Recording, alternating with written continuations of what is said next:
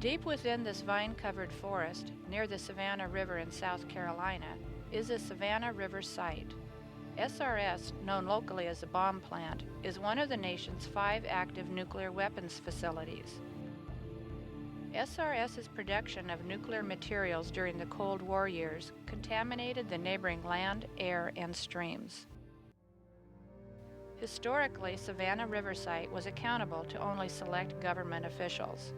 And even today, SRS functions with limited oversight and almost no public involvement, which hinders community efforts to understand the plant's human and environmental health effects. Residents are effectively excluded from the decision-making process to determine cleanup priorities and to assure site accountability. The Blue Ridge Environmental Defense League, or BREDL, facilitates community involvement in that decision-making by raising public awareness of SRS operations.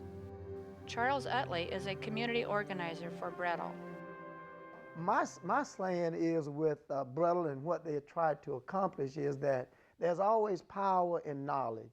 So the more knowledge you have about a situation, the more power you have in determining the outcome of what you want to receive or what you want the outcome to be. So BREDL is very interested in the outcome being that of the community and not so much of the government or that facility, whether it be an asphalt company or whether it be a plutonium company. Community efforts to initiate outcomes are most effective when based on a factual understanding. Norm Buskey is director of the Radioactivist Campaign, or TRAC. For the public to protect its own health and environmental quality, it needs its own information base so that it can understand Savannah River Site and what the government is doing there. TRAC conducts radiological surveys around nuclear sites to raise public awareness on the facility's impacts. In April 2003, TRAC sampled around SRS to identify pathways that allow radioactivity to contaminate public and private property. In response to concerns expressed by BREDL and other local sources, TRAC focused its study on the streams and on airborne fallout pathways. The streams that flow through SRS are known to be radiological pathways. Local residents worry that those 4 streams carry hazardous radioactivity into the Savannah River. Those pathways are definitely a concern because living on the edge of the Savannah River, those pathways would work their way to the Savannah River, where we have the consumers who would fish that river or who work in that area and live constantly up and down the river. Arthur Smith, an executive board member of Hyde Park Argonne Park Improvement Committee, is a former SRS security officer. He says some people worry that SRS radiation harms the local shrimp and oyster population. These people that live in these areas like Savannah, Georgia, and Brunswick, that's how they make their living. They notice things like this when their shrimp population or the oyster population decreases. They know something's going on in this water, something's causing these problems to nature like this. To gain an understanding of SRS's radioactivity that flows into the Savannah River, TRAC sampled vegetation in lower Three Runs Creek. TRAC found 1,200 picocuries per liter of cesium-137 in vegetation in lower Three Runs Creek, flowing into the Savannah River, which will then have been contaminated. That radioactivity is 6 times the national drinking water standard, by way of reference. Radioactive cesium-137 could cause cancer if inhaled or swallowed. Lower Three Runs Creek is clearly posted as a radiological hazard. As long as residents abide by those warnings, that contamination does not threaten human health. But not all of SRS's radiological pathways are posted. Some people believe the government's assurances that radioactivity from SRS is relatively harmless. And I noticed that in a lot of the Savannah River Site employees, they weren't concerned. It was like Big Brother's taking care of this. I don't have anything to be worried about. As we know, Big Brother's not taking care of things the way they say Big Brother is. The most startling evidence of that statement is the plant's failure to inform the public of a recent fallout event. In April 2003, TRAC discovered high levels of radioactive cesium-137 in vegetation and in dust on pine needles. These samples were collected from outside SRS's northeastern boundary. Vegetation collected from Tinker Creek, upstream of SRS, had 65 picocuries per liter of cesium-137.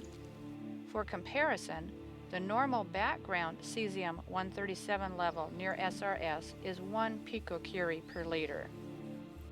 Dust off the pine needles had equally high cesium-137 levels, which raises a concern about landscaping with pine straw collected around SRS.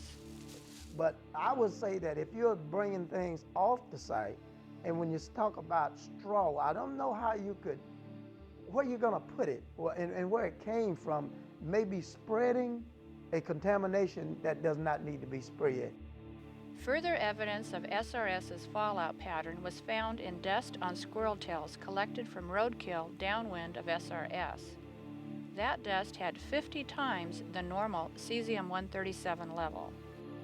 TRAC found a surprising fallout pattern of cesium-137 downwind of SRS.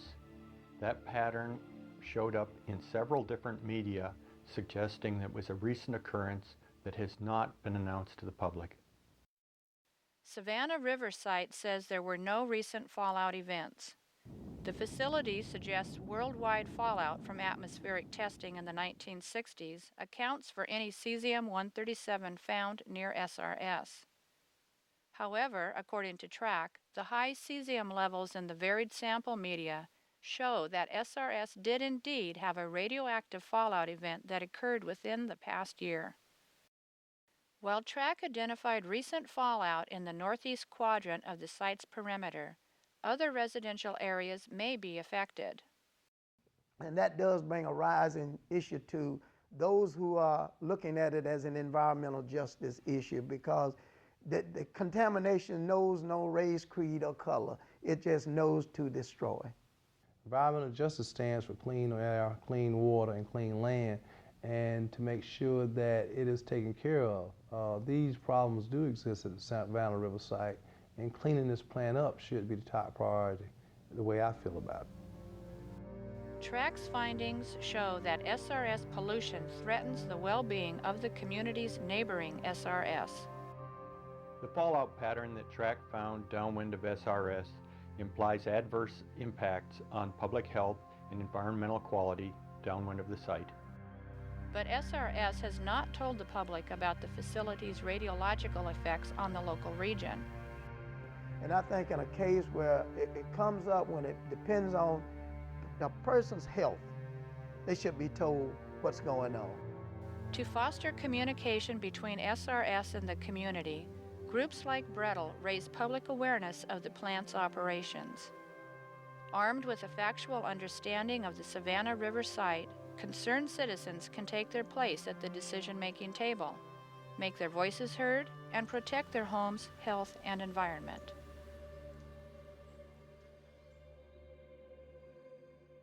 For more information about Savannah River Site or other related topics, contact the Blue Ridge Environmental Defense League at www.brettel.org or the Radioactivist Campaign at www.radioactivist.org.